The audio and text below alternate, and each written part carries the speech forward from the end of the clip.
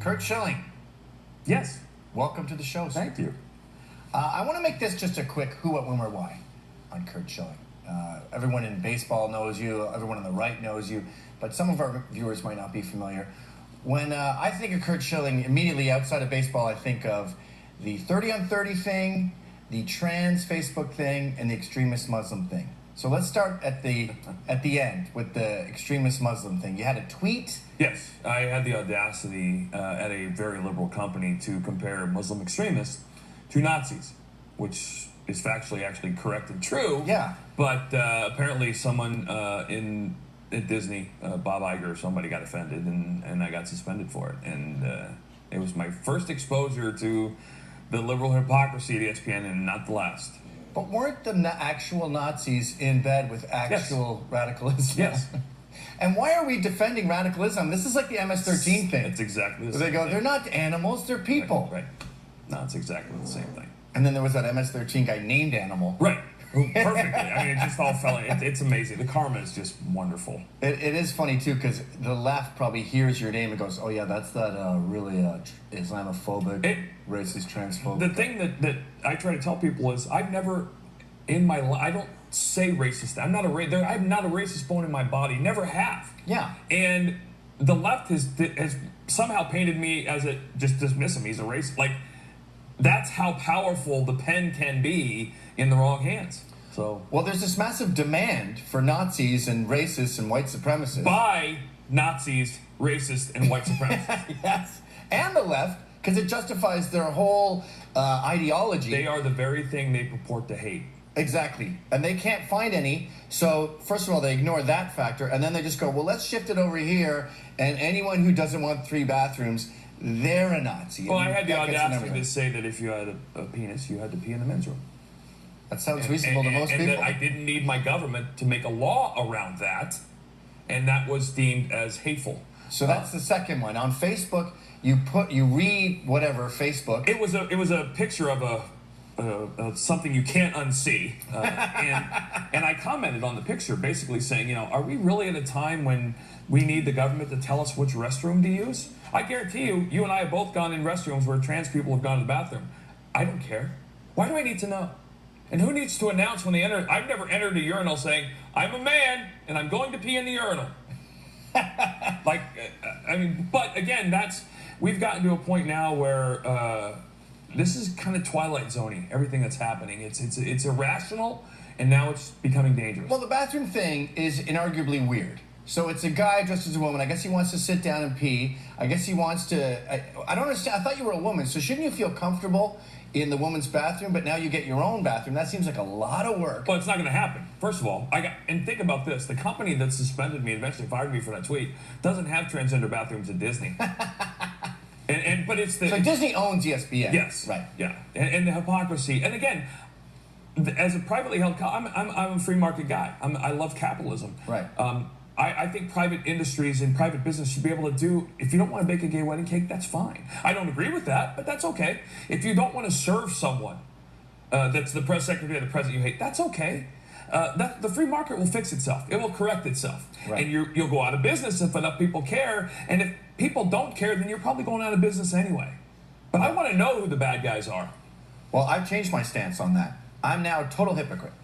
I want Samantha Bee to lose her show. I don't want Roseanne to lose her show. I don't want the guy to bake the cake. I want them to have to serve. We've been playing too nice for too long.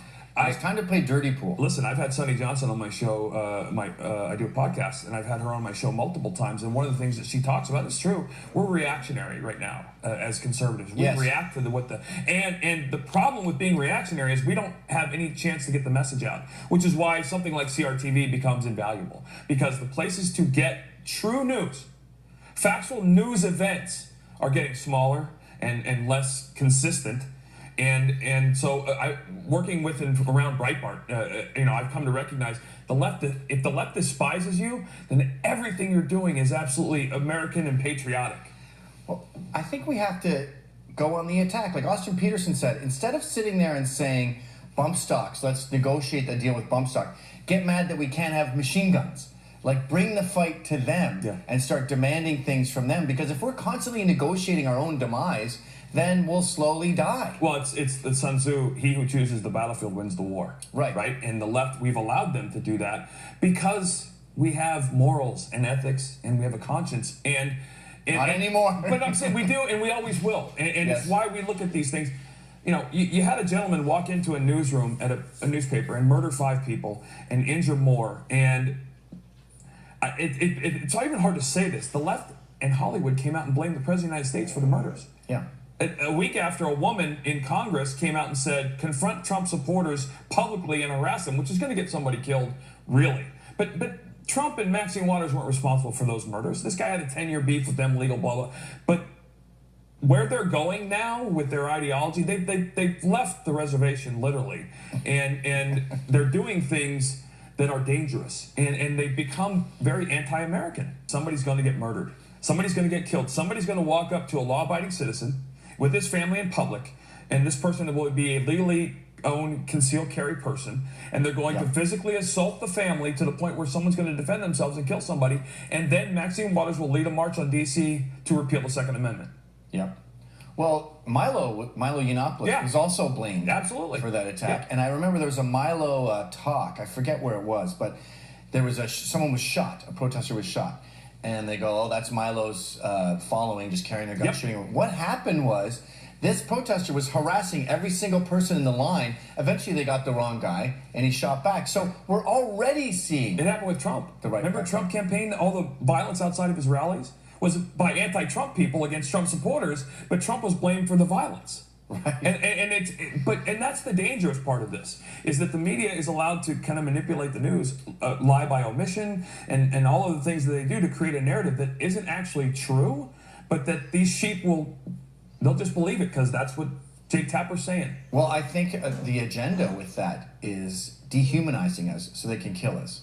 Well, call the guy a Nazi, call Curt a Nazi, and then when he dies, a Nazi died. It's good. But here, also you need, remember Parkland, right? I mean, the Second Amendment movement coming out of Parkland was insane. David Hogg became a star, even though the guy doesn't understand, couldn't spell amendment, much less defend it.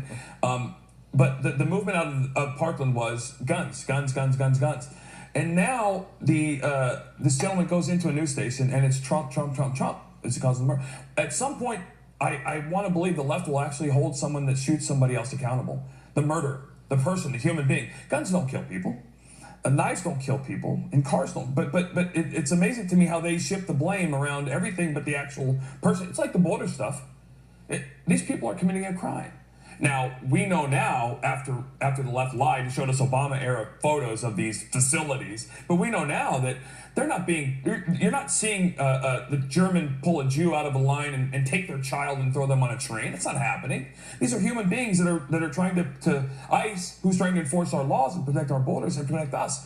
The cartels, the terrorist organizations have said they were going to use human trafficking and the borders to infiltrate this country. They basically advertised how they were going to do this. So doesn't it stand to reason that we should be more aware and alert at the borders instead of less? Isn't all this stirring it up good for us in the end? Yes. It's like sunlight is the best disinfectant.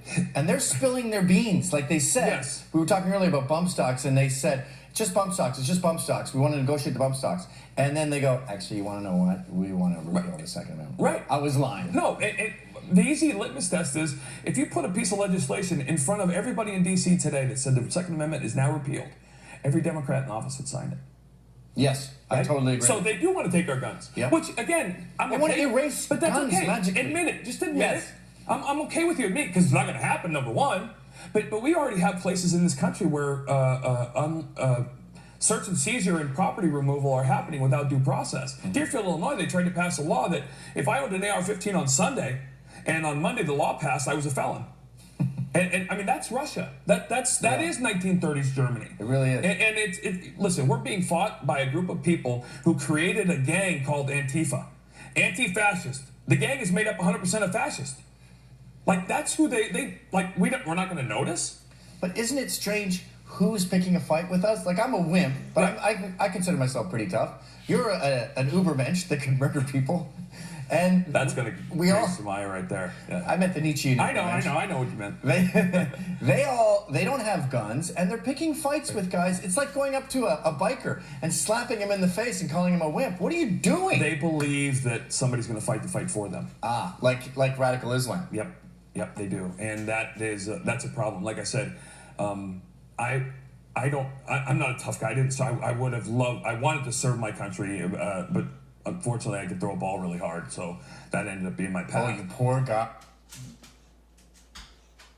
I don't have any issues. Human life is the most precious thing ever, but I wouldn't hesitate for a second to pull a trigger if my family's life was at stake. Yes. Yeah, that's anywhere. Well, the funny thing about them choosing those bedfellows, radical Islam, and saying, "Can you go beat up all those jerks I don't like?" Right. You go, "All right, you just got in bed with something way beyond the mob, right? And they are going to turn on you. They don't just understand. like the snake. You're not immune. If you read the Quran, which I've done, I've read the Quran a couple different times. There's no carve out for the left.